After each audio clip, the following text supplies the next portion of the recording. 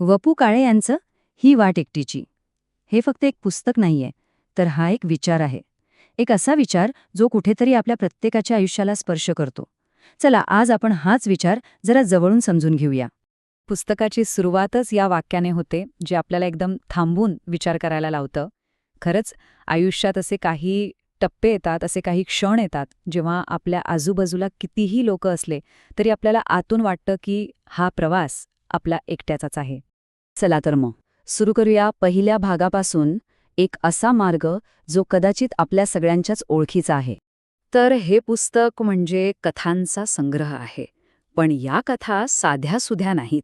त्या थेट मानवी मनाच्या, आपल्या नात्यांच्या आणि त्यातून येणाऱ्या एकाकीपणाच्या अगदी मुळाशी जातात.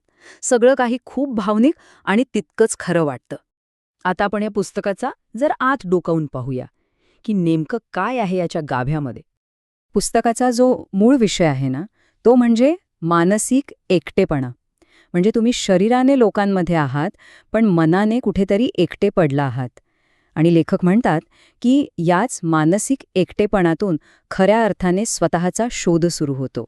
वपू आपल्याला एकटेपणाची वेगवेगळी रूपं दाखवतात.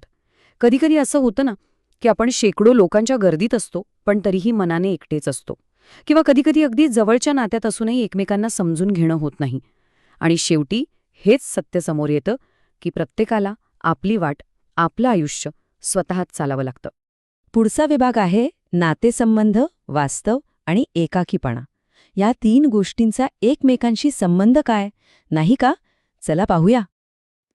लेखक इथे नात्यांमधला एक मोठा विरोधाभास मांडतात. ते म्हणतात की प्रेम असूनही समजूतदारपणा असेलच असं नाही, आणि शारीरिक जवळीक असूनही मनात मैलोंचं अंतर असू शकतं. आणि हेच तर मानवी नात्यांचं वास्तव आहे. किती खरी गोष्ट ही.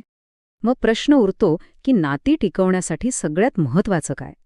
तर या सगळ्या कथांमधनं एकच उत्तर मिळतं: संवाद. खरा, प्रामाणिक संवाद.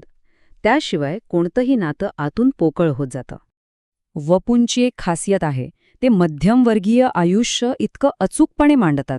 अगदी छोट्या छोट्या गोष्टीत आनंद शोधण्यापासून ते आपल्या अपेक्षा आणि जे प्रत्यक्षात घडतंय यातली दरी सांभाळण्यापर्यंत. आणि समाजाचा दबाव तर असतोच. हे सगळं त्यांच्या कथामध्ये अगदी जिवंत होतं. पण हे सगळं इतकं प्रभावी का वाटतं? याचं उत्तर आहे वपूंच्या लेखन शैलीत. ती शैली जी थेट आपल्या काळजाला भिडते. त्यांची शैलीच खास आहे. भाषा बघा, किती साधी सोपी आहे, पण परिणाम किती खोलवर होतो. त्यांच्या लेखनातलं भावनिक चित्रण, ते ओढून ताणून आणलेलं वाटत नाही, अगदी नैसर्गिक वाटतं. आणि त्यांची पात्र, त्यांचे संघर्ष इतके खरे वाटतात की आपल्याला ते आपल्यातलेच एक वाटू लागतात. आणि आता आपण येतो या प्रवासाच्या खऱ्या अर्थाकडे. या सगळ्याचा शेवट काय, याचा अर्थ काय? तर मग हा जो एकटेपणा आहे, ही जी एकटी वाट आहे, तिचा अंतिम अर्थ तरी काय? आणि उत्तर खूप सुंदर आहे. मार्ग जरी एकट्याचा असला तरी तो जर आपण समजून चाललो तर तोच प्रवास सुंदर आणि अर्थपूर्ण होऊ शकतो. एकटेपणा हा शाप नाही, तर ती एक संधी आहे. ह्या कथांमधून आपण हेच शिकतो की आयुष्यातला संघर्ष आपल्याला घडवत असतो, आणि अपयश ते तर स्वतःला अधिक चांगल्या प्रकारे ओळखण्याचं एक साधन बनू शकतं. आणि सगळ्यात शेवटी एक अत्यंत महत्त्वाचा विचार: एकटेपणाला एक कमजोरी म्हणून पाहू नका. खरं तर ती आत्मशोधाची, स्वतःला नव्याने ओळखण्याची एक सुरुवात आहे. आणि ही वाट एकटीची जी खरी शिकवण आहे.